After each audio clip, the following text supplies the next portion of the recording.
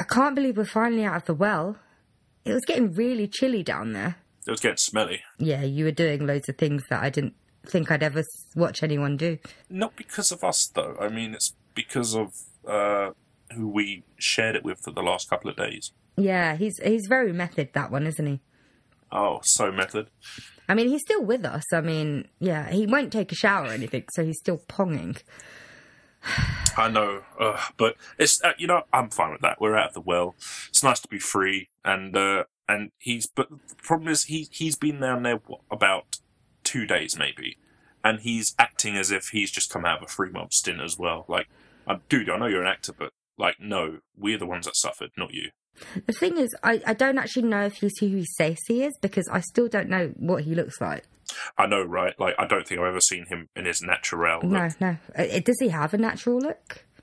He does, but it's very, very hipster. I was going to say he probably looks like himself in 9, but I didn't watch 9. I've only seen, like, pictures of him in 9. I like that he only does, like, one movie every, like, 10 years, and that apparently was good enough for his presence. Like, the Kubrick of actors, would you say? Yeah, very method. Very method. I'll give you his definitive appearance. And this is what I believe he looks like in normal life. What I like to think. I bet he's ginger. Oh, wow. I don't know. But in the name of the Father, when he had long hair and he was a little younger, I believe that's what he would like to look like normally, What, ginger with long hair? No. Black hair. Maybe. I think he probably had brown hair. Probably. I don't even know what eye colour he has. We should probably tell everyone who we're with. Oh, yeah, we're with the great Daniel Day-Lewis. Daniel Day-Lewis. So, yeah, he was explaining to us on his little notebook that he's getting into character for a new movie that he's doing. He thinks it's Oscar-worthy. I mean, it's going to be written by Aaron Sorkin, who is very wordy. I mean, his scripts are, like, twice the length of normal scripts, yet it fits into the same timeline.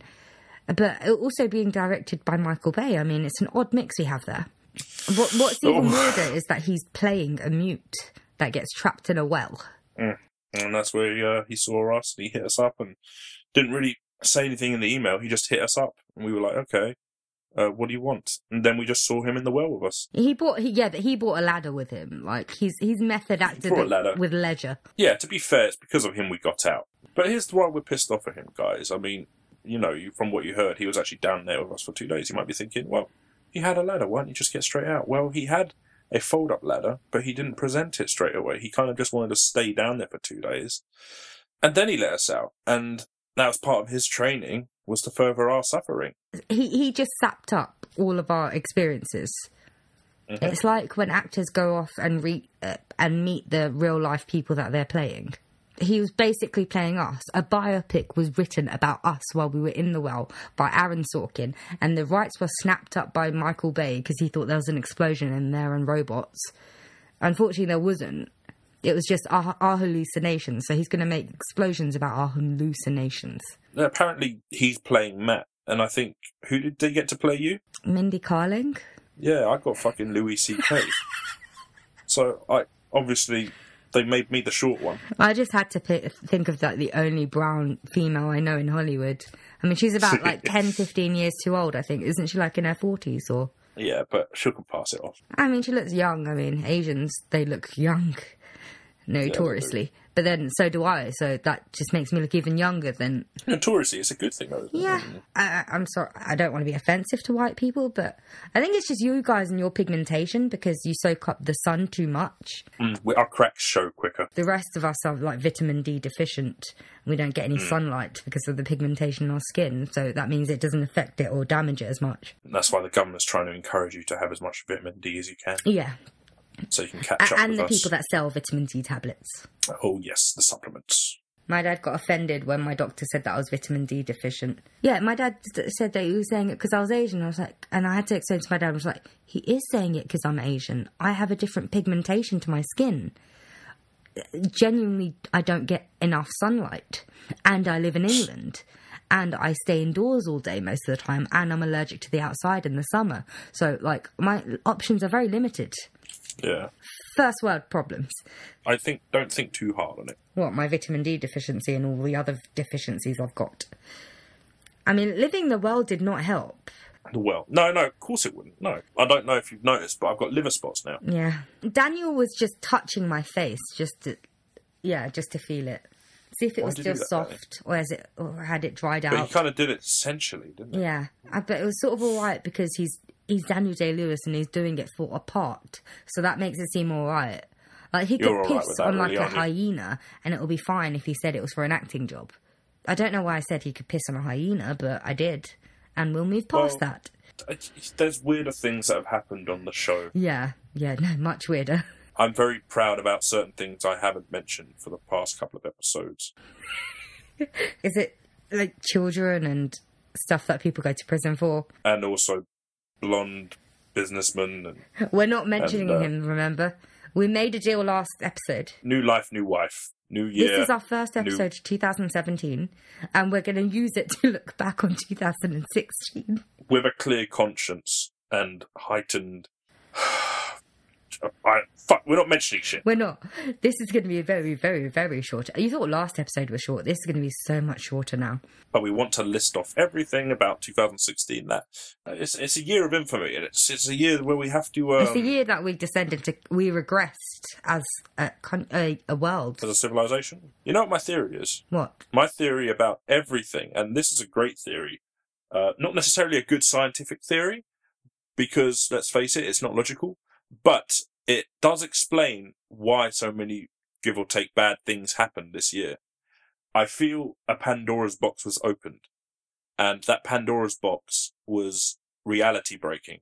Now, what I mean by that is, for Leonardo DiCaprio to win an Oscar, logic, sensibility, and physics had to break, and he won it. But because of this, it opened up a Pandora's box dimension rift, and just all this bad shit came out. So it was a big sacrifice for one little bit of good in the world. Yeah, but the fact that Brie Larson won all those major acting awards when she hadn't even been considered or wasn't actually well known, shouldn't that balance it out? You would think so, but no, we had one, maybe a couple of good things happen. Since then, the world has been just trying to stem back the tides of chaos. You're bumming out Daniel Day-Lewis because he's supposed to pretend like he's been trapped in a well for a couple of years. I know we weren't down there for a couple of years, but they embellished it for Hollywood purposes. So I think while he calms down, we'll have to do the music. Well, you know what? Tough. He's an actor. It's time for him to act. Just play music, calm him, okay? Chris is just being a bit of a bastard because he's jealous of Daniel Day-Lewis. So calm him, just play the music while Chris can have a rant. Yeah. Go on.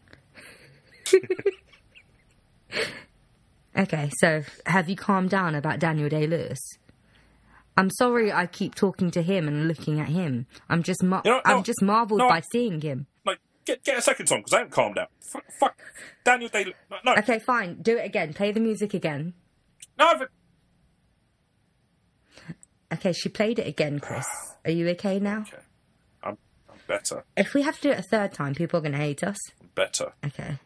I'm sorry. Okay, he got my attention because he's Daniel Day-Lewis. I see you all the bloody time. And I hear your voice for hours afterwards. Nah, he's alright. Yeah. It's a shame that he's playing in mute and he's stuck in method acting because it would be nice to actually hear him talk in his own voice. That's true. He's still not doing it. He's just waving his notebook at us. He's been giving me sign languages all this time. The thing is, I don't remember Matt being a mute. He wasn't. And I think this is just another case of Daniel Day-Lewis and what he embellishes things to... No, because Daniel Day-Lewis, he sticks to the script. So it must have been Aaron Sorkin. Maybe he just tired of writing all those words and decided, I'll make one of those characters a mute. Producer interferences. Yeah, that's what Michael happened. bloody Bay. They've rewritten Matthew's character. Michael Bay. Yep. Maybe they've made him more interesting, though. What if we like this Matt more? What if they fixed what Michael Bay had planned? So this is just a better version of what he had, really. You never know. I don't like the idea of Louis C.K. playing you. I've heard things about him. Have you? Yeah, I've heard things. It'll be like life imitating art. I don't know. If he's playing you and that stuff comes out, it's just going to be a bit weird. I think we should have someone like, I don't know, Kevin Smith. Kevin Smith, Wouldn't you like to be Silent Bob? I actually would. But I was thinking more Jim Carrey. Wouldn't you think so? I don't know. I don't see Jim Carrey as you. Okay, I'll take Hugh Jackman then in that case. Can I be Emma Stone then if you're going to be Hugh Jackman? Oh, yeah, fuck yeah. I'll be Hugh Jackman, you be Emma Stone, and Matt can be... Daniel Day-Lewis. Daniel Day-Lewis, yeah. Don't look at us like that, Daniel. Come on. You knew that we had the power to rewrite. Matt ate his own hands. Is Daniel going to be doing that?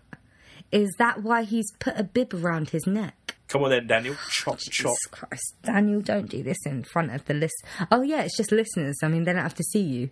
Okay, that's fine. You can carry on. Oh, but you still got to do it, Daniel. You're a method actor after all. Even if no one will appreciate it over the air. That's just another bad thing that will be happening this year. Well, for 2017. The last year, there were plenty of things that have happened, It was a wild year. I mean, I don't think I was ever into politics as much as I was this year. I became very political. Everyone became sucked in. Everyone suddenly became experts. The annoying thing is, everyone has an opinion, everyone becomes an expert, and only half turn up to vote, which just defeats the purpose sometimes. I don't understand it, honestly. I believe there are some people that's still within that Russell Brand mentality, where they're trying to take a stand, but it's not really going to do much because you're not making a difference. Yeah, I was into that mentality until it came to a point where I actually cared about what was happening. So I was okay with it, like, when it's like old Labour versus the old Tories, where they were all basically the same, and I was like, fuck it, I can't be bothered. But when it came to like this EU referendum and stuff, and it was like, hold on a second, this shit actually matters. It's not like in 4 years people can change their mind and decide to go somewhere else. It's permanent. The funny thing is, some people were acting like that was a case where we could go, let's just see what it's like. If we don't like it, we'll go back a bit, you know. We're just trying the tepid water, but it doesn't. No, it doesn't, because it takes at least 2 years to actually get out of the EU. And the thing is, the Brexiters, the people that want to leave, want to have their cake and eat it too. So they don't want to abide by any EU laws, but they want all the benefits of being in the EU. And I was like, really? Ugh. Do you really think that's going to happen? Even if for some reason we found a way to get back in, 2 years to get out, who knows how many years to get back in, the damage would be irreversible anyway. Yeah. I wouldn't be surprised if, like, foreign companies dump all of the UK stock in, like, companies and stuff. We go all downhill. I mean, like, the moment the news came out about the referendum results, nothing had even happened. Yet, do you see how quickly the pound dropped? Oh, I know. Like, could you imagine if, down. like, when it actually happens and then the UK is actually losing money and losing investments and losing shareholders? If I had a share in a massive UK company, I'd dump it as quickly as I could. Mm-hmm. Yeah. Because if we can't trade throughout Europe freely, then we're fucked. They talk about, no, stay with us, you know, show unity, but honestly, like, who's going to do that just because you used to be a country of tea drinkers and you have a little bit of a polite attitude sometimes, which you don't really now. Let's face it, Britain has been hijacked by extremists and right-wingers. And it's a shame because people on the left side don't really find any comfort in the Union Jack or that very ultra St. George flag. It's being associated with right-wingers and you know, sometimes skinheads, racists, UKIP, who are using it to say, this is our country. Britain is Britain and no one else, nothing else, you know, it's just annoying. I don't understand why they don't factor in the fact that Britain is part of the world, and Britain is actually a tiny, tiny portion of the world. Exactly. I mean, there's a reason they joined up with the EU is so they have alliances in this whole continent. Yeah. Britain, at this point, is going to be an island. In 2 years, there's going to be another, probably, because it's every 4 years the Scottish can do their referendums, can't they? So they had the last one in 2014. I mean, the main reason they stayed in 2014 was because of the EU. I mean, if Britain leave within the next couple of years, or it looks like the Brexit will go through, there's nothing to stop Scotland from leaving, and then the UK would just be the UK and England and Wales and a part of Northern Ireland, a part of Ireland. Well, exactly. And we're not getting any bigger. I mean, and I think the sea wants Cornwall back. So, you know, it's we're literally a sinking ship. Exactly. But at the same time, part of me in this whole thing, we know there was the Brexit vote and also that other vote that happened. That other vote that happened, what that was about. Can't remember what it's about. A little percentage of me wanted to see what would happen when it happened. Yeah, I'm quite tempted just to watch it play out. I feel it's that mentality, and we all have this, I'm sure you do, where you want them to get their way so that you can watch them squirm when it goes wrong. Oh, God, he'd so kick his toys out of the pram. Everyone would. Everyone who wanted it one way and wouldn't get it that way, and then they would realize. But the fun thing is, they would not see it that way. They would see it as a problem that someone else made. So it's not going to be their fault. It'll be someone else's, and most likely a person of colour. Yeah, I know. I think I know what you're talking about. But the thing is, this person of colour, right? He inherited like a really, really shit government, shit country. They were in the shitter. There were wars going off that they'd started. Yep. So, in hindsight, I think he did well with what he had. Yes. So now the country seems to be on the mend. I mean, they've withdrawn troops. I mean, I'm not going to accuse them of funding terrorism in the Middle East because that would be slanderous, but they are funding terrorism in the Middle East and rising up, getting them to rise up so they can invade. But he's done okay for what he was left with. I think he could have acted a little bit faster on that last predicament. What was it called? Standing Rock. But at the same time, it did pull back. I feel that I'm quite ignorant on the situation of Obamacare.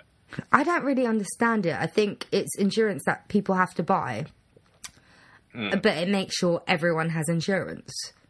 So everyone can actually get basic healthcare. Because, like, in America, you had to pay through your ass for insurance, or you wouldn't be able to do anything. Like, you could be dying in a hospital and you're fucked. Whereas here, this is like why people in this country, they bitch and moan about stuff like the NHS. They've never actually had to use it, not seriously. They've never had to have a life-saving operation. They've never had to have, I don't know, whatever the NHS or the welfare state funds. They never had to use it. That's why... Again, it's first world problems of, I have to wait a bit. Yeah, I'd rather wait like 6 weeks for an appointment at a hospital. Getting in the way of funding a life-saving service, and the government funds them less and less, and then passes off that direct lack of funding. Obviously it's going to create worse results, and they'll use that example of worse results to take away more money, and it's just a self-eating snake. It's really horrible, but they're not going to get called out for that, are they? No, could you imagine how much worse it is going to be?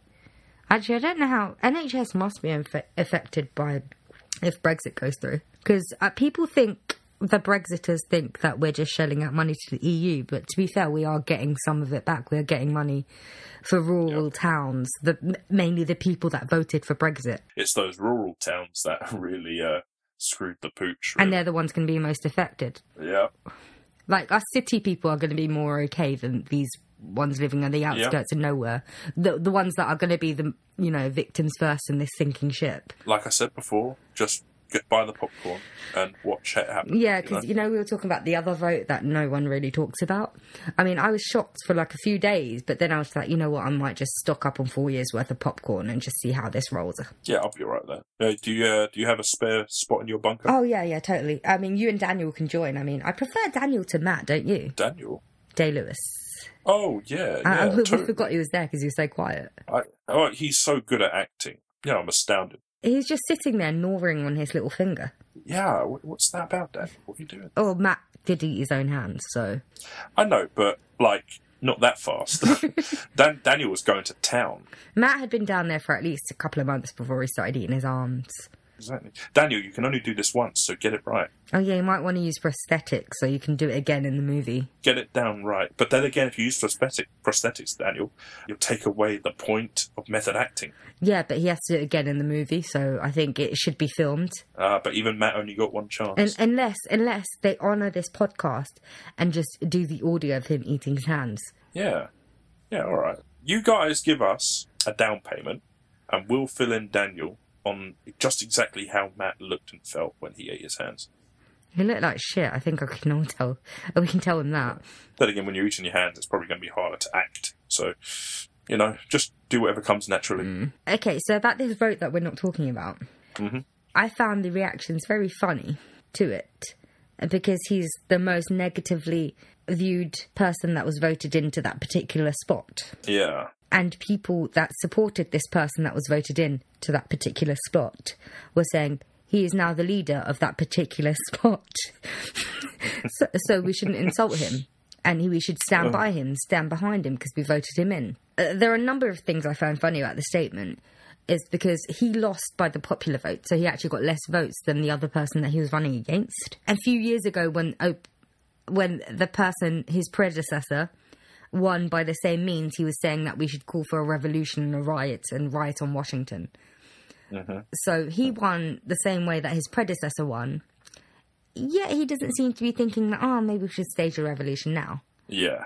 Well, it's just funny how that works, isn't it? You know, once you do get your way, all of a sudden you can put the guns away. Because now that we have our freedom, it's time for everyone else to be a little bit less free about things, you know? Free speech is all good, but we don't like what we're hearing. So can we cut down on the free speech a little bit? If that's all right, guys, thanks. Another thing that I find funny about this is one of his predecessors from a very, very long time ago, you know, one of the ones that they have the money, that his face is on the money, I think. I don't know which money it is. I don't know which face it is, because they all look the same to me. He said something like, the moment we start blindly supporting the leader of that particular spot he's in, is the moment democracy is lost, which is right on the money. And I am being punny. You're very punny. I'm very punny today. You're hilarious. I'm very punny today. But yeah, it's true. I mean, you can't blindly agree with something or someone just because, they're in a higher position of power. I mean, if the world worked like that, none of us would ever move in our social structure. We'd never get anywhere in life. Because I was like, he's actually my line manager. I mean, there's no way I'm going to get to his level, so I'm just going to agree with everything he says and just be a sheep. That's what you people are, sheep. That's the problem with the oligarchy. Is that what oligarchy?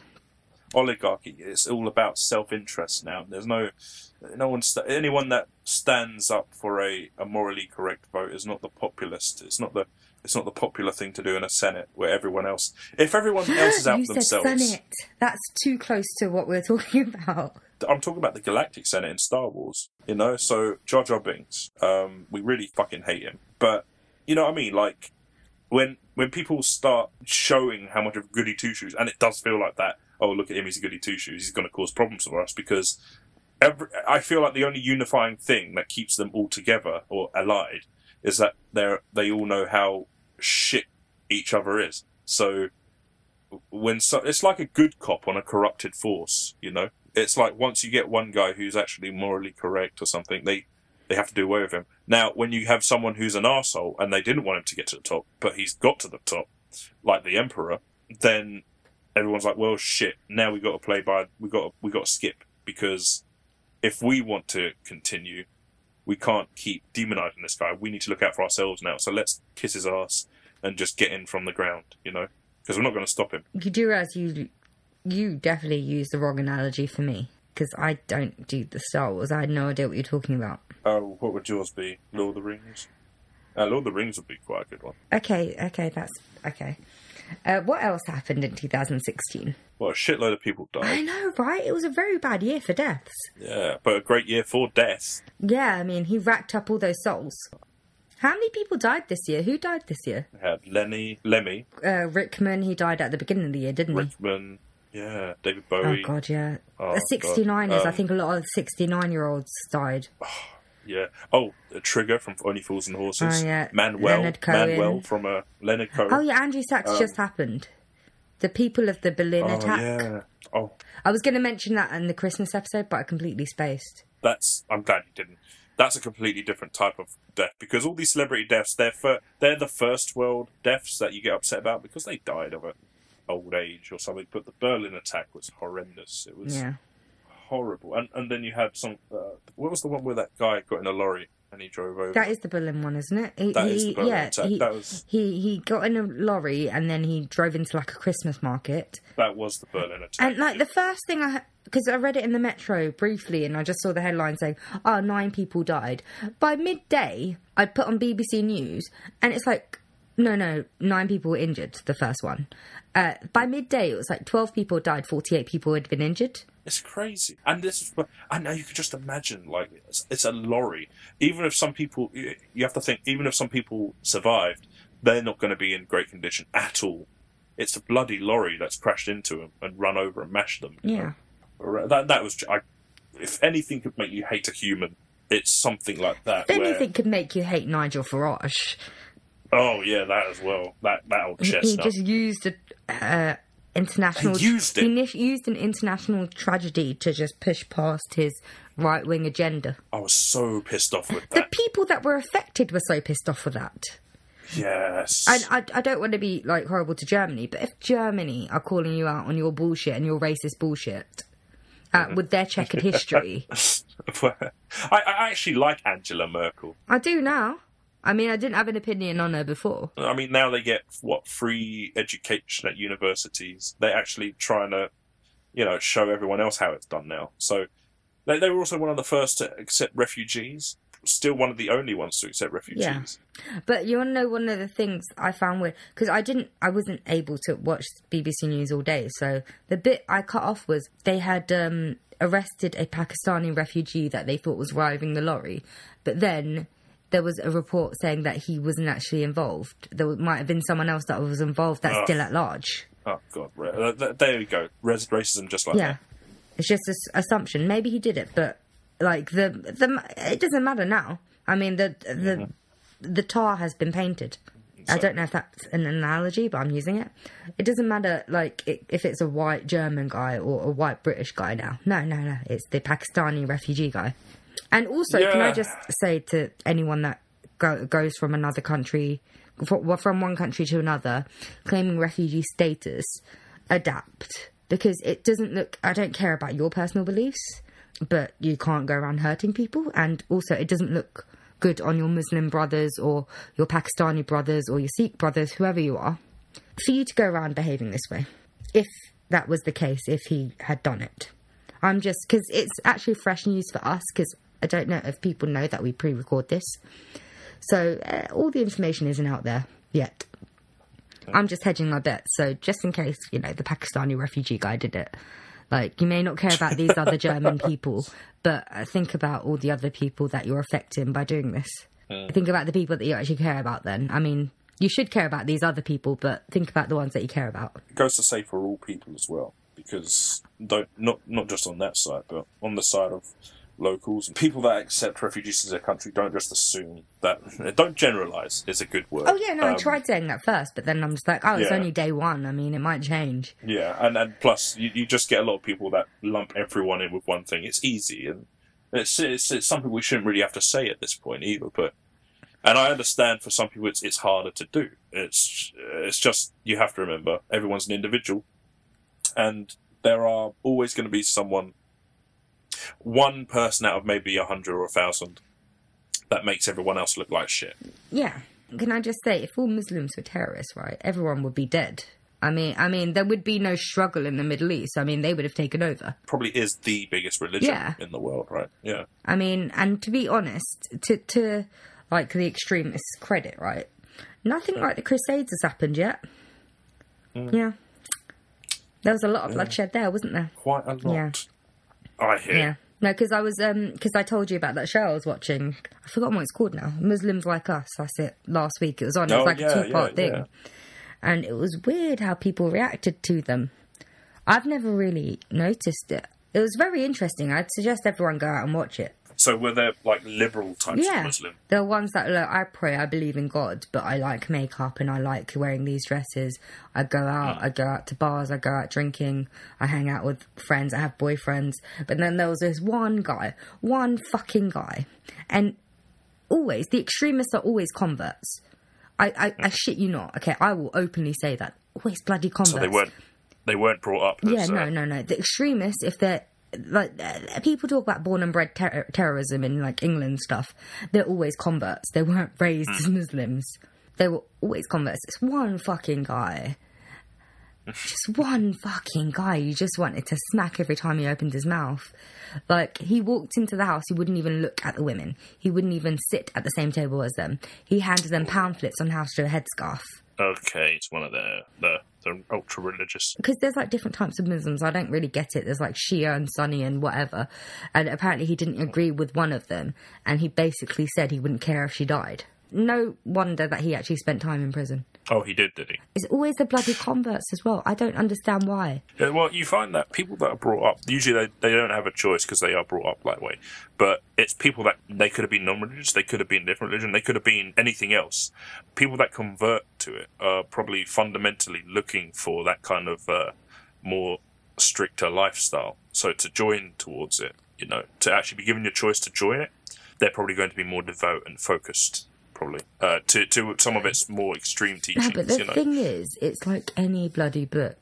You did literature. It's like any book. Everything is open for interpretation.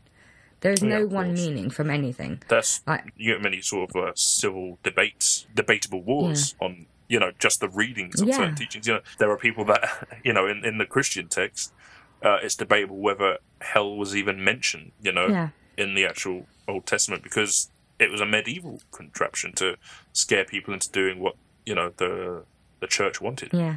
I had a Arabic teacher that basically told me, because I learned Arabic.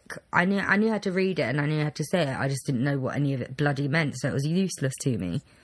But he basically said in the Quran, it says, I can't be involved in television. And that's the moment I call bullshit.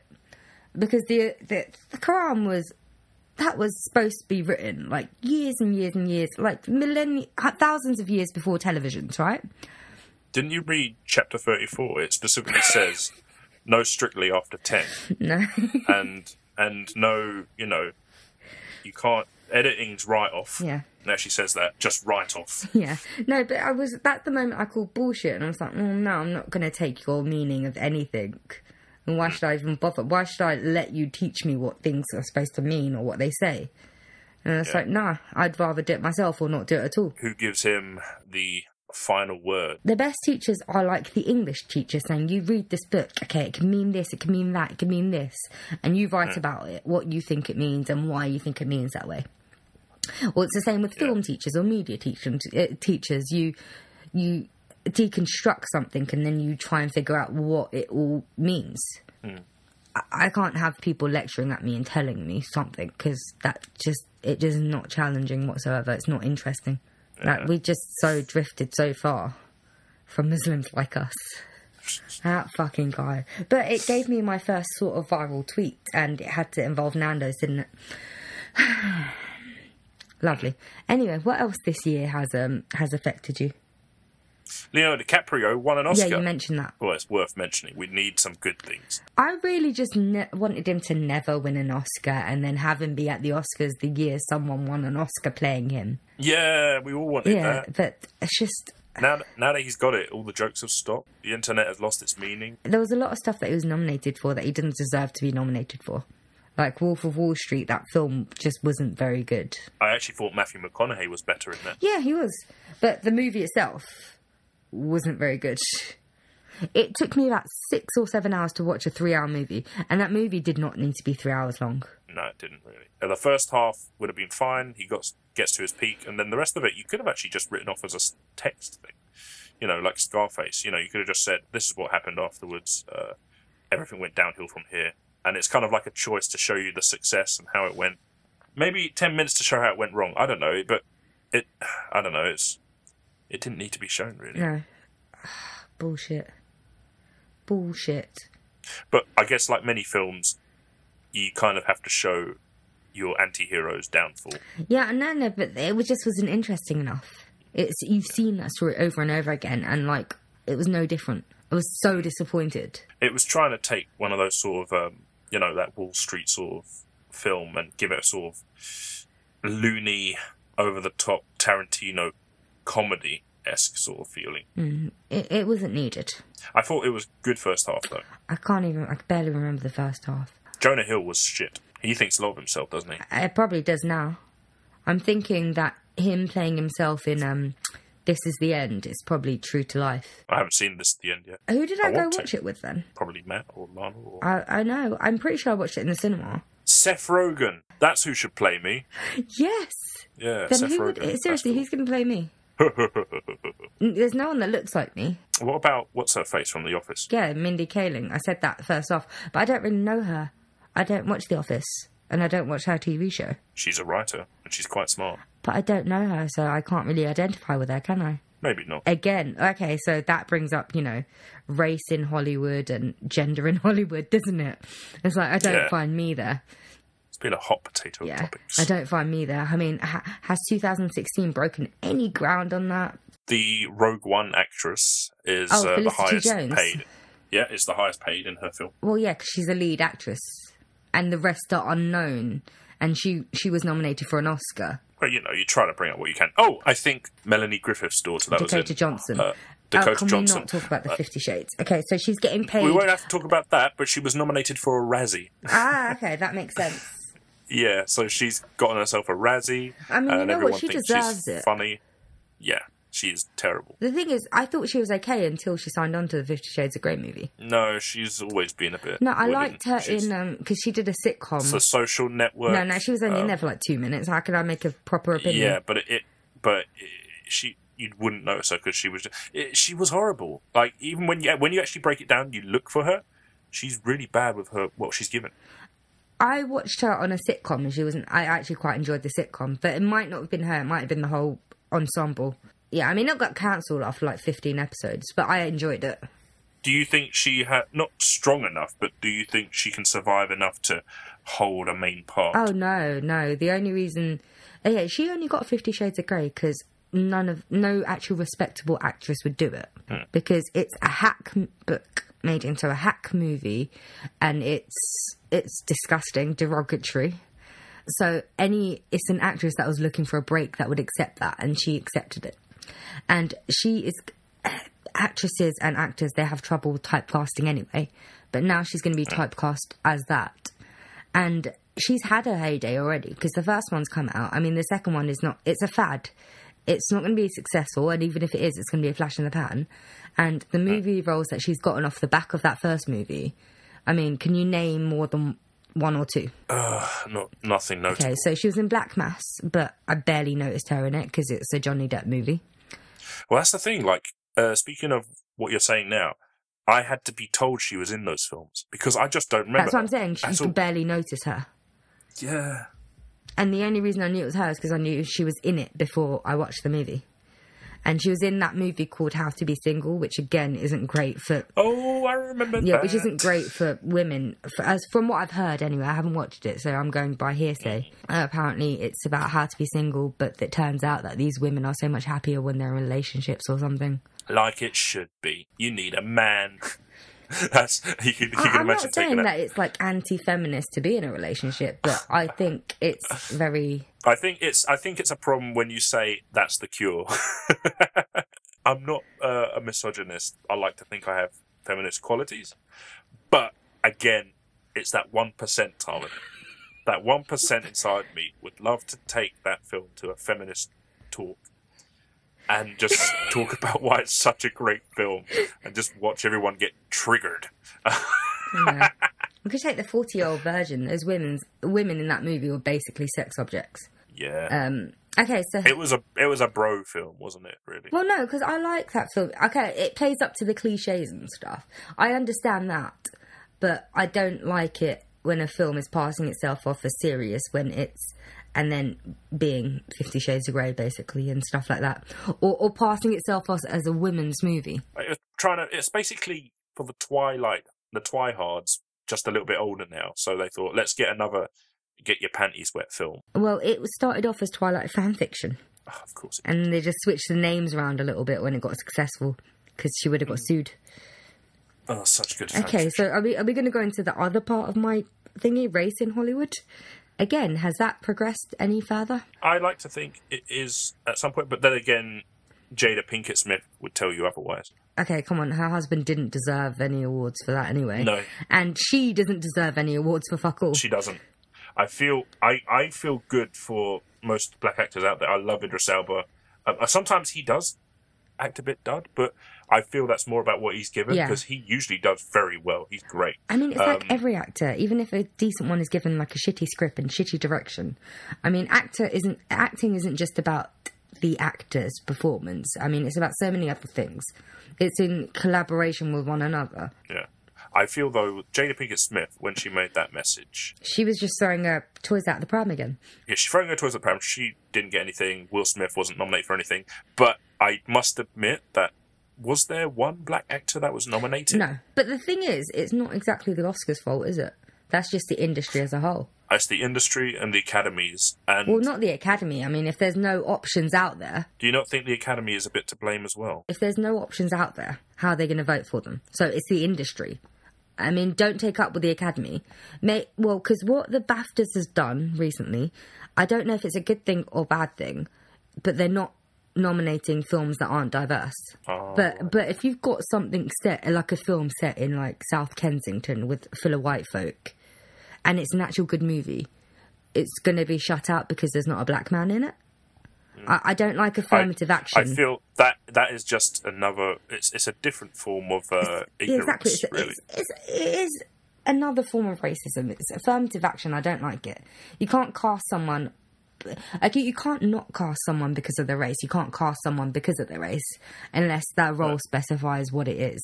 But if a film's set in like a predominantly white area, it's going to be weird if you have loads of different people from different backgrounds in it. Some would argue what is wrong with that representation, though. I think if you went overboard to show that there were even numbers of everyone, that's when you would think, okay, at least you're trying to show more representation in film. But it does, I'm sorry to say, but sometimes it does take you out of the film itself, because it would be like coming to Tooting and everyone was white. Yeah. That's not the case at all. That would be like Notting Hill, the infamous Notting Hill problem. I tell you where there is diversion now, and I'm all right with this. Postman Pat has an Asian family in it now. But it's very weird, though, because it's still Greendale. But everyone talks like the Wicker Man. Do they have accents or do they have a British accent? They have a slight Indian accent, but very British voices, if that makes sense. So they have a twang. It's interesting. And I'm thinking, well, obviously, Pat's PC, man. He's cool. He's cool with everyone. So I like that. That's lovely. Chris, I have a few follow-up questions, right? You have no children. You have no younger siblings. You have no nieces or nephews. You don't have any cousins that I know of that are very young. No. How are you watching Postman Pat long enough to know that there's an Asian family now? Well, I just caught it one day and it was on. Okay. And Postman Pat was a G. So Postman I thought Pat, I'd just give it a quick watch. Postman Pat ran over his cat. Blood and guts were flying. Ruining our childhood. Postman Pat was crying. I ain't never seen a cat as flat as that. Black and white cat. Now, there's profiling for you. Any other issues of 2016 before we should probably wrap it up soonish? Let's see. We've covered celebrity deaths. We covered the British vote. We covered that other vote that no one talks about. Gone for a little bit of terrorism. A hint of bad actors. And we've discussed Leo maybe twice. Yeah, Daniel Day-Lewis isn't happy about talking about Leonardo DiCaprio. They had like a rivalry in gangs in New York, you see? I remember. And he still remembers that. Is he still, as Daniel, did you have actual eagle eyes in your eye, Daniel? He's just he's giving you like the death stare, mate. Yeah, I don't think he likes you much. I don't care. He's got to act like he does because he's Matt. Yeah. It's just probably because you just kept talking to him and you were just like, what, why aren't you responding, mate? Even though he was just like, I would just turn to Daniel. You have to be quiet. But, Daniel, what is it about Leonardo that's so cool? I just can't place it. He's just shaking his head. No, you can't do that because Matt likes Leo, so you got to act like you like him. Matt doesn't like Leonardo DiCaprio. Doesn't he? It doesn't seem like someone that Matt would like. Well, we never asked him, did we? Why would we ask Kay, by the way, do you like Leonardo DiCaprio? So we can torture Daniel Day-Lewis. But Matt doesn't like... Does Leonardo DiCaprio seem like the type of person that Matt would like? I'd say so. I don't think you know Matt very well. Maybe I don't. You thought he'd wish everyone a happy Christmas? Yeah. I guess I just assume the best in people. I think the most shocking part of 2016 was that episode of EastEnders when Beep killed Beep and Beep ran away and Beep did Beep and Beep. Oh yeah, that was a good one. And Sherlock, when Sherlock beeped.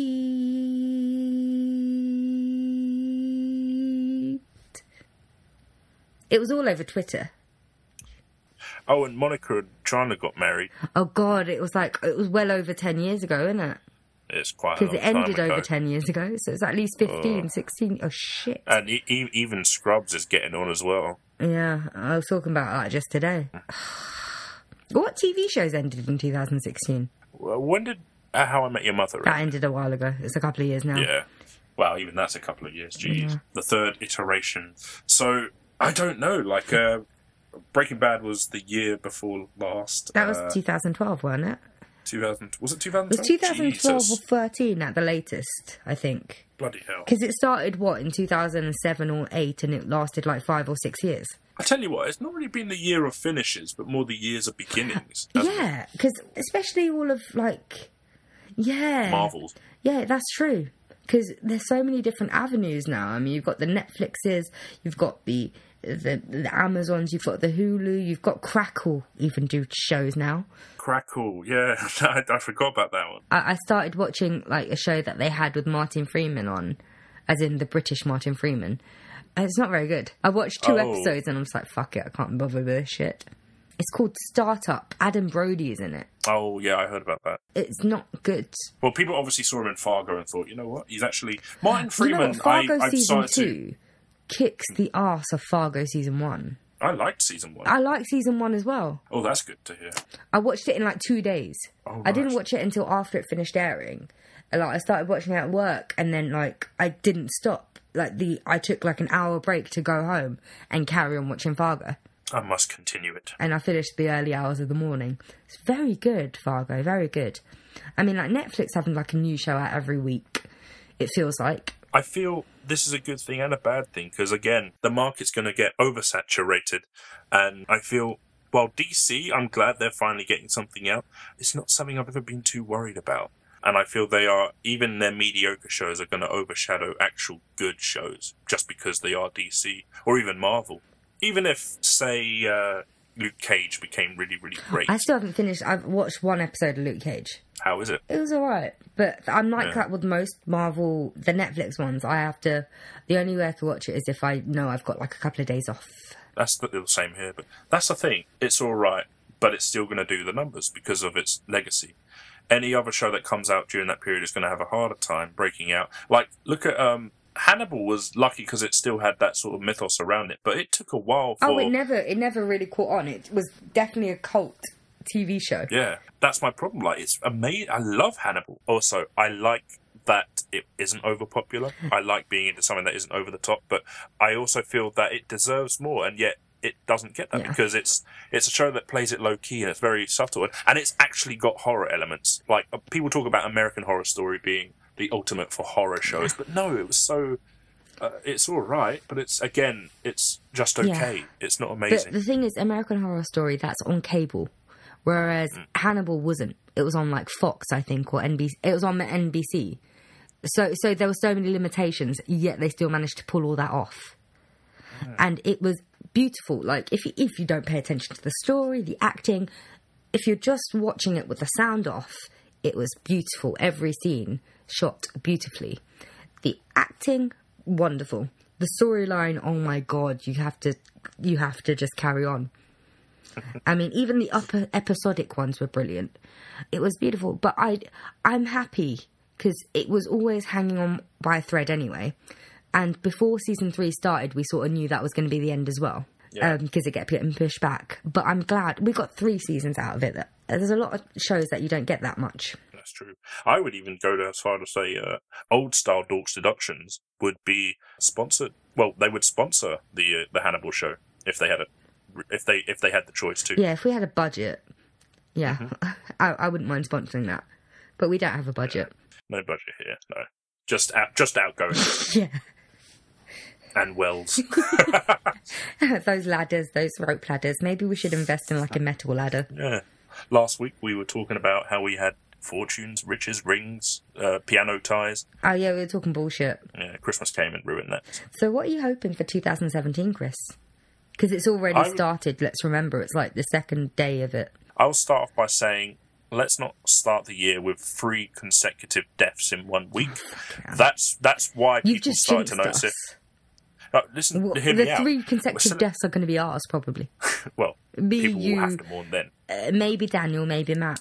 But if Matt goes, then Daniel goes because he's method. Yeah, he's got to. Sorry, Dan.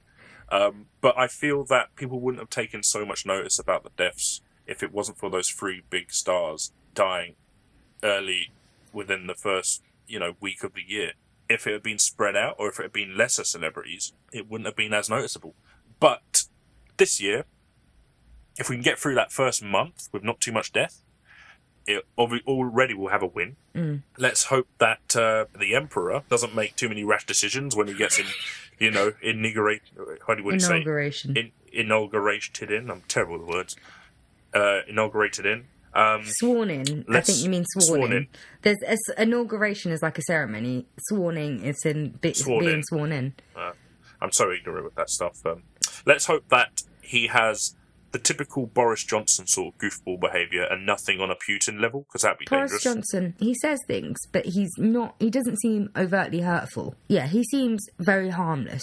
But I think that's what he wants you to think. He wants to be the lovable goofball. Oh, I know that, but he is still a Tory. I believe me, that's always at the back of my head.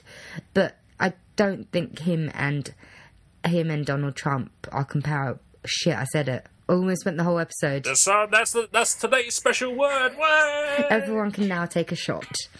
Okay, Trump. Okay, we've mentioned it now, so I guess we can.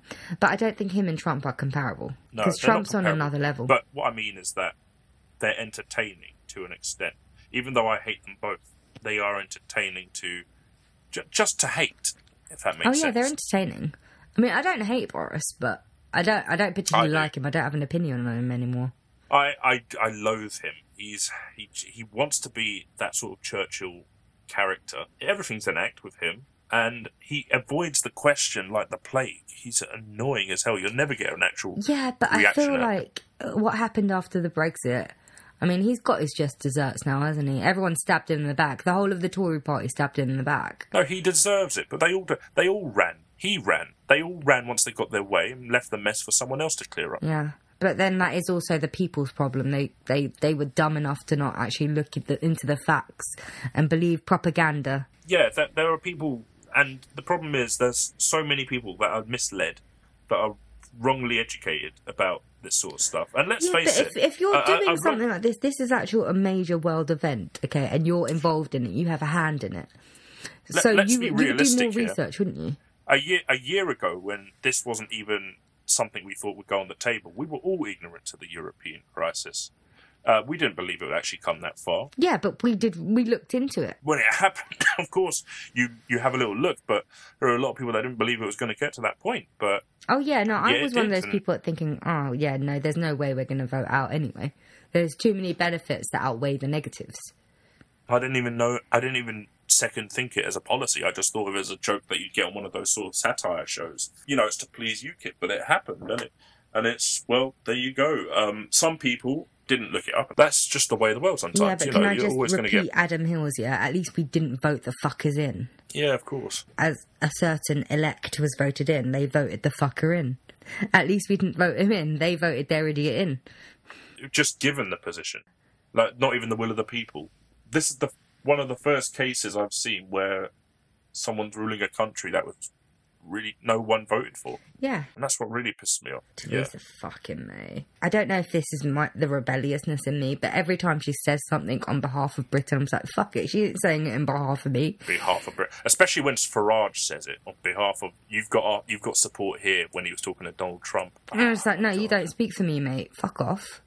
That's my default setting, is say no, fuck off. Because that is basically my default setting. It doesn't matter what people are saying to me. I'm just like, nah, fuck off. Even my boss said that at the Christmas party. I was like, every time I ask her to do something, she's like, no, I get lost.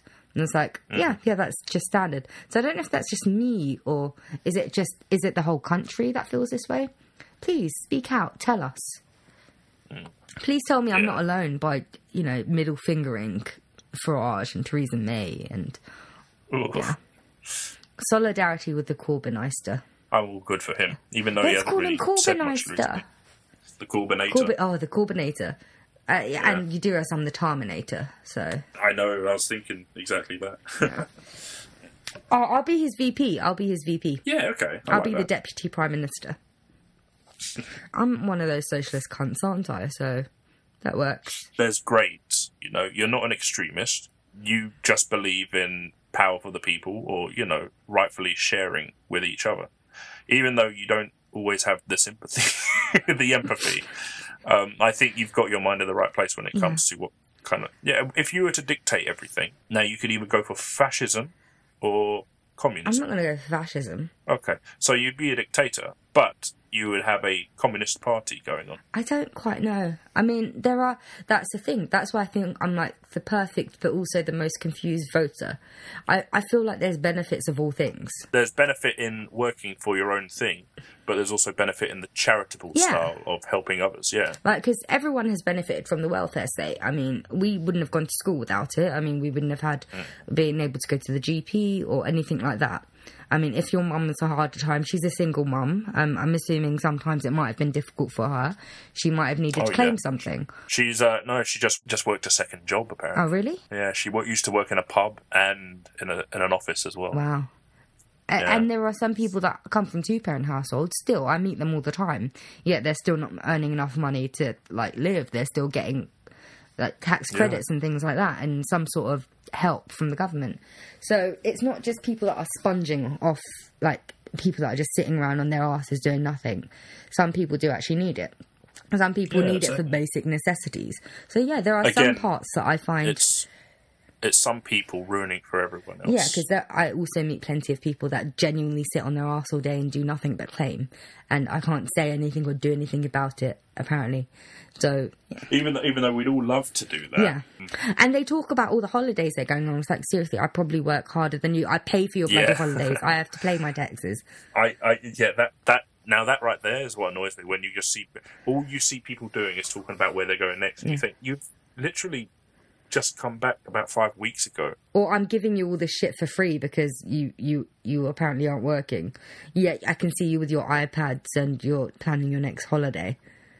And I was like, seriously, I don't even get any of that. So I can't... Just something as simple as you're quite hard up, but you're still going to go Starbucks. Yeah, I mean, so I'm not douchey enough to have an iPad, but I can't even afford one, even if I was. Exactly. So what counts? So yeah, like I'm saying, like I feel like there's negatives and positives of all of them.